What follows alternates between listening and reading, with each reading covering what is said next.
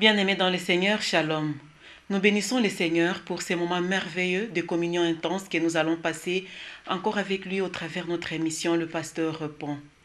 Ainsi donc, nous avons la joie de recevoir encore une fois un serviteur de Dieu qui sert le Seigneur depuis plusieurs années et qui parle de l'Évangile avec autorité.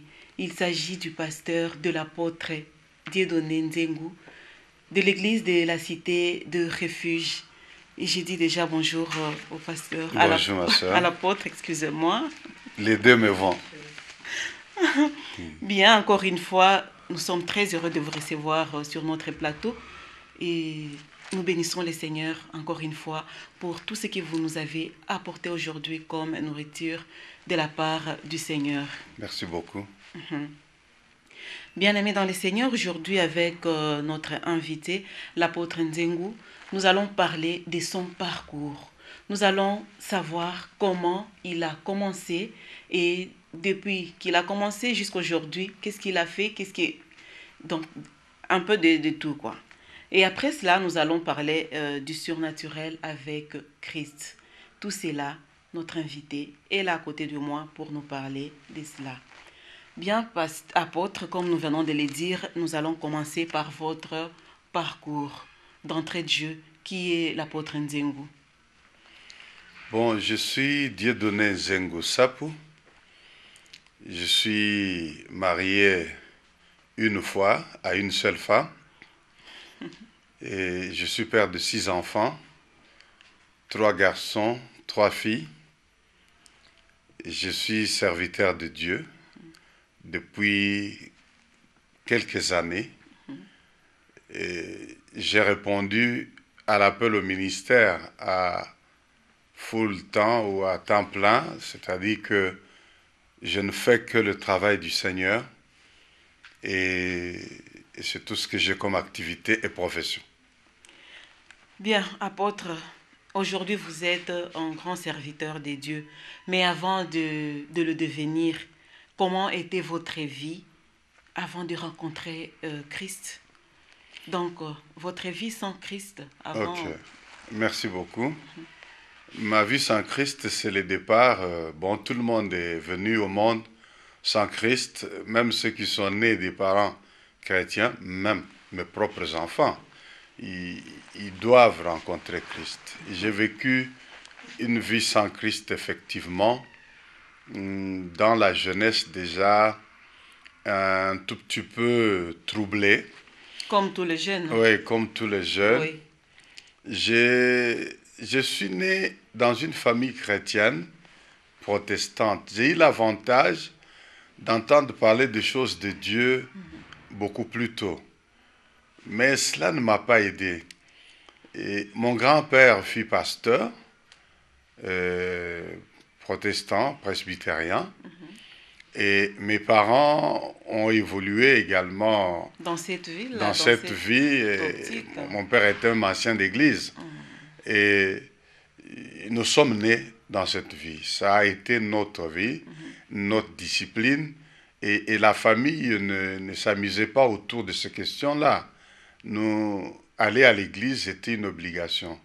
Ce n'était pas un choix. Au point où, quand vous n'allez pas à l'église dimanche, vous ne mangez pas. Et vous êtes puni. Hein? Vous êtes puni. Eh bien, ce qui fait qu'on y allait parce que c'était la discipline de la famille, non pas parce que nous voulions y aller. C'était par contrainte. Oui, en fait, par contrainte, oui. C'était des contraintes.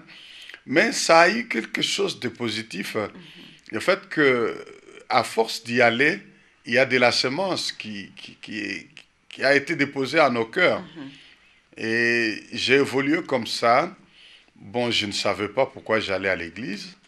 Et c'était au départ, petit enfant, c'était une habitude. C'était un devoir. Ouais, on m'a amené à l'école de dimanche. Et après école de dimanche, je prends de l'âge, je vais la puberté et adolescence qui commence. Et on m'amène à la jeunesse. Donc quand nous venons à l'église, il y a des réunions de jeunes, la jeunesse pour Christ. Et c'est comme ça qu'on a évolué. Et après, j'ai commencé à constater des contradictions entre moi et la vie de l'Église.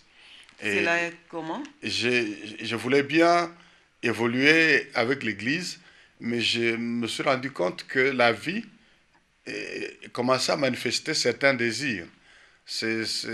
Les passions Mm. de la jeunesse La qui chair. viennent, la chair. Oui. Et je commence à désirer des choses qu'à l'église, On on interdisait. interdisait, on n'autorisait pas. Mhm. Je commençais à désirer des amusements et on a certains amis Mhm. qui ont beaucoup plus d'expérience dans les choses charnelles qui vous en parlent, qui font certaines choses devant vous, Mhm. ça vous séduit, ça vous tente, Tout à et fait. vous vous sentez un peu moins jeune parce Ah. que vous allez à l'église, vos parents exigent une certaine façon de s'habiller, Mhm. une certaine façon de faire, vous vous sentez inférieur. Mhm. Hein, je commence à me sentir un peu comme inférieur, comme incapable, mais entre-temps, je n'avais pas la capacité de ne pas être de plus en plus attiré par ces choses. Et j'ai vu qu'il y avait des contradictions. En moi, il n'y avait pas la capacité de faire ce que l'on me disait à l'église. Chose tout à fait normale parce que, Oui, étant jeune, oui, il y a ces passions-là qui naissent, qui effectivement. nous poussent à faire Oui. ce que la chair nous demande. Et aussi ceux Oui. qui devaient m'aider, Mhm. que ce soit les parents ou les aînés à l'église, Mhm. ne m'aidaient pas d'une manière convenable. J'avais la liste de toutes les choses qu'il ne faut pas faire. Mais je ne savais pas Pourquoi même mhm, comment je devrais ne pas le ne faire. pas le faire? On me disait ne faites pas, ne faites pas, ne faites pas, ne faites pas. Mais comment y Ça, je arriver? savais, mais comment? C'est ça. Et chaque fois que j'essayais de Mhm. ne pas faire, je trouvais que je n'arrivais pas, je tombais. Vraiment. Et enfin, je me suis dit, il faut que je réfléchisse un peu mieux là-dedans. Mhm. Soit, ceux qui doivent faire ces choses que Dieu demande, ils sont déjà préparés pour être ainsi, Mhm. ils sont capables. Ils ont une force Et surnaturelle. oui, et ceux qui sont incapables, et ceux qui ne sont pas faits pour marcher avec Dieu. Mhm. Bon, me retrouvant incapable, j'ai décidé pour l'autre option. Mhm. J'ai dit non, moi je crois que je ne suis pas fait pour être chrétien. Eh ben, j'ai lâché. Là, vous avez lâché. Oui, j'ai lâché. Mhm. Et ça a coïncidé aussi que les parents m'envoyaient au loin dans des internats pour étudier. Mhm. Donc ça faisait qu'il n'y avait plus moyen de me surveiller, m'envoyer de Mhm. force à l'église, C'est ça. me faire de petites choses. Et Donc là, vous aviez eu une certaine liberté. oui, c'était liberté, mais Oui. dans les internats à l'époque, On- c'était toujours un peu rigide. Hein. On ne vous laissait pas trop de liberté, Mhm. mais au moins, je n'avais pas d'obligation. Va à l'église, lis la Et Bible le prier à tout soir, moment. et tout ça, oui. Et de là, je suis tombé entre les mains de mauvais amis, Mhm. et c'est parti. Et je me suis enfoncé. Je me suis enfoncé dans la jeunesse, tous les jeunes, un peu de Comme sport, tous un les peu de jeunes, ceci. oui. Moi, je me suis beaucoup donné à l'époque au sport du karaté Mhm. et je suis allé trop loin là-dedans. Et quand vous êtes dans ces choses-là, vous devenez un peu populaire, vedette. C'est Et ça, vous avez les du filles, succès. oui, vous avez du succès, vous êtes un champion. Les filles sont dans le lot, les amusements, les amis, on vous respecte, on vous craint. Les gens veulent se mettre sous votre protection. Et toutes Mhm. ces choses vous montent à la tête. Et c'est ainsi que je me suis davantage enfoncé. J'ai passé ma jeunesse à l'est dans les Kivu. Mhm.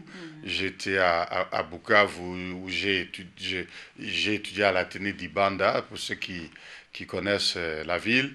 Et je suis parti de là parce que les parents disaient bon qu'ils me mettent à l'internat, plus loin aussi, pour que je sois peut-être plus discipliné.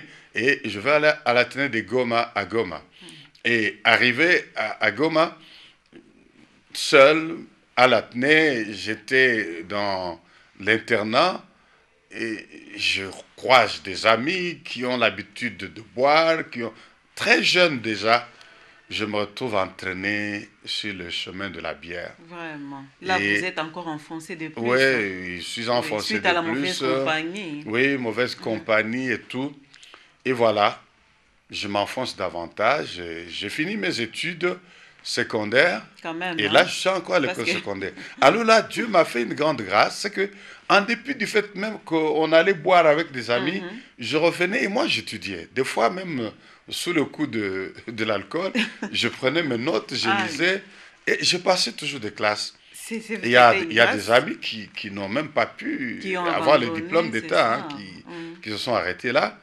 Et bah, il y avait toujours cette main invisible là quand même qui me conduisait. Vraiment. Et je me suis retrouvé à l'université. Hein. Mon diplôme en poche, et je suis allé à l'université. Je suis un ancien de l'UNASA campus de Lubumbashi et à la CASAPA, comme on nous appelait. Et je fais là-bas, en premier radioa, et je me retrouve comme un ressort qu'on relâchait d'une boîte à l'université. Là, tu es super libre. J'ai ma bourse en poche. Et je n'ai personne pour me conseiller ou m'orienter, quoi que ce soit. Je rencontre encore d'autres amis avec de nouveaux plus avancés dans les égarements et les bêtises. Oh là là. Et je m'enfonce. La première année, je m'enfonce complètement et je suis obligé de reprendre les études. Là, vous avez échoué. Oui, j'ai échoué. Je suis allé en deuxième session. J'ai eu 54% avec 2 échecs très importants dans des matières importantes. Et je suis reconduit à reprendre. Heureusement, quand on me retient à reprendre. Et c'est quand je viens pour reprendre les études. Et là, je suis encore plus enfoncé. Je reprends à la même faculté. Je fais les lettres à la même faculté, même promotion, et même département. Et je venais presque pas au cours. Hein. Je me disais, ce sont les mêmes cours, je les connais et tout. Et c'est là que je vais rencontrer le Seigneur. Ah, ça, c'est vraiment très important. Oui. On peut savoir ce qu'on peut savoir, comment vous l'avez enfin rencontré. Hein? Ouais. De la vie désordonnée, du péché, à la rencontre du Christ. Du Seigneur. C'est arrivé comment? Ouais, c'est une histoire extraordinaire. Et c'était l'appel alors? Et là, c'est d'abord la rencontre du Seigneur. L'appel vient après. Oui, c'était venu comment? Oui, et c'est une histoire extraordinaire.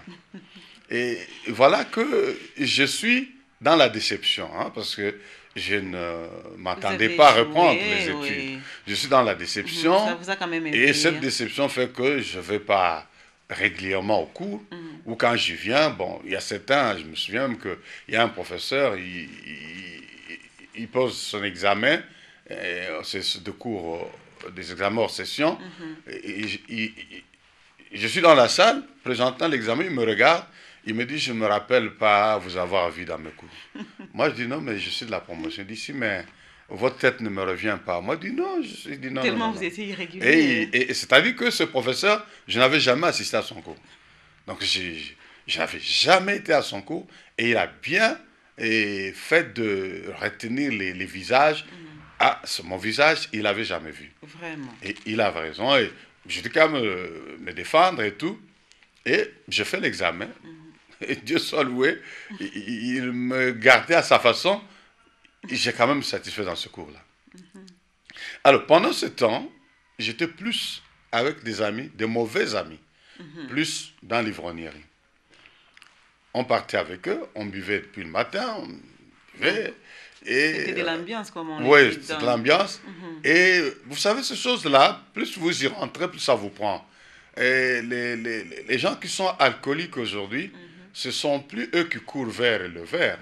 C'est le verre qui les oblige de les prendre. Donc, je n'avais pas de choix de dire je veux ou je ne veux pas.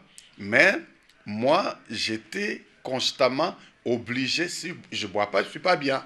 Vraiment. Donc, déjà, un jeune homme, à l'université, il est déjà dans cette dimension-là, ça n'allait pas. Un soulard. Et voilà que, oui, vraiment un soulard, un ivrogne. Et un jour, j'ai bu de mélange de boissons alcoolisées depuis le matin jusqu'au soir. Je me retrouve, quand je rentre là où j'étais avec mes collègues étudiants, je me rends compte que je n'avais pas à manger, j'avais faim. Et je décide d'aller dans la ville. Il y avait une grande sœur, celle après qui je viens. Et je décide d'aller lui demander à manger. Je vais dans mon état d'ivre. Vraiment. Et j'arrive chez elle. Je lui dis que j'avais faim. Elle me dit, ok, je te fais à manger. Et elle va à la cuisine pendant qu'elle travaille. Elle revient et me dit, tu sais, il y a notre voisine, hein, la maman voisine ici, qui ce matin m'a dit qu'elle est très convaincue qu'elle doit t'amener à son groupe de prière.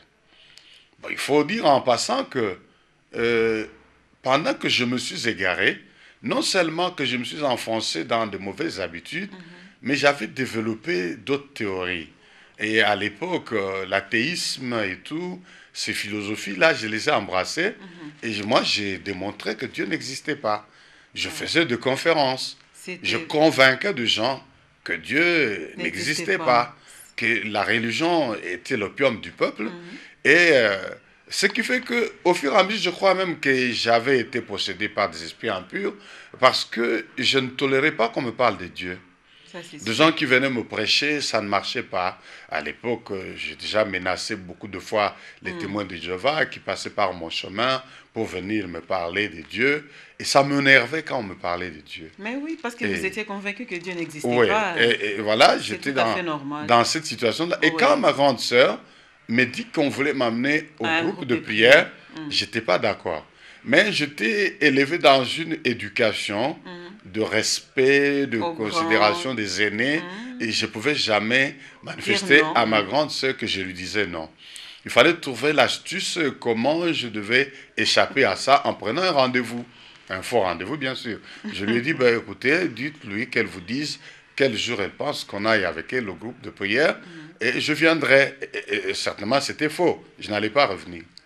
Et elle me dit, ok, je vais poser la question. Mais voilà, ma grande sœur s'en va, elle pose la question, elle revient, et me dit, non, la réunion c'est ce soir. Ah, il pleuvinait, et moi j'étais ivre. Ah, et elle me dit, la réunion c'est ce soir. Je dis, mon Dieu, comment je vais échapper à ça? J'ai dit, bon, il fallait trouver encore d'autres comment astuces. je vais faire pendant que je vais discuter avec ma soeur, une jeune fille entre. Et cette jeune fille, elle me dit, maman m'envoie et t'amener à la prière. Bon, je dois réfléchir entre deux. Qu'est-ce que je veux faire? J'ai dit, bon, si je vais à cette réunion avec cette fille,